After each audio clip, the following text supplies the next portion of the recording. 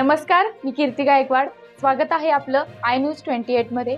चला तर मग जाणून घेऊयात महाराष्ट्रातल्या ताज्या घडामोडी. शिवसाम्राज्य प्रतिष्ठानचे अध्यक्ष भूषण सोनवणे यांनी नांदुरी येथील सप्तशृंगी आनंद आश्रमात अन्नदान देऊन साजरा केला वाढदिवस.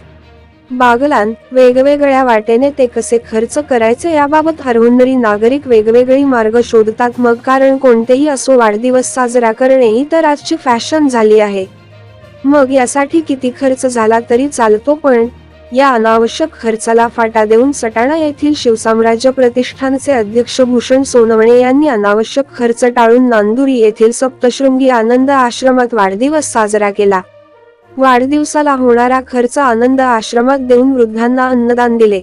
आनंद आश्रमात अन्नदान देणारे सटाणा येथील शिवसाम्राज्य प्रतिष्ठानचे अध्यक्ष भूषण सोनवणे यांचे सर्वच कौतुक होत आहे.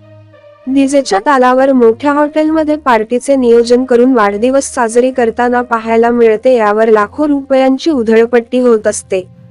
याला बगल देत शिवसाम्राज्य प्रतिष्ठानचे अध्यक्ष भूषण सोनवणे यांनी आपला वाढदिवस सप्तशृंगी आनंद आश्रमात साजरा केला.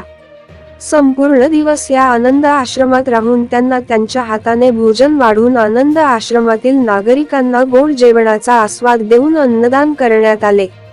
संपूर्ण दिवस या आश्रमात घालून त्यांच्या दुःखावर फुंकर घालून आनंदी वातावरण निर्माण झाले होते. सर्व आनंदाचे वातावरण पसरले होते. सटाणा येथील शिवसाम्राज्य प्रतिष्ठानचे अध्यक्ष भूषण सोनवणे, कल्पेश अहिरे, यश बच्छाव, शुभम पाटील, शुभम अहिरे, रोहित येवला, निकितेश सोनवणे आदी शिवसाम्राज्य प्रतिष्ठानचे पदाधिकारी उपस्थित होते. बागलान संवाददाता अशोक शांतारामची रिपोर्ट.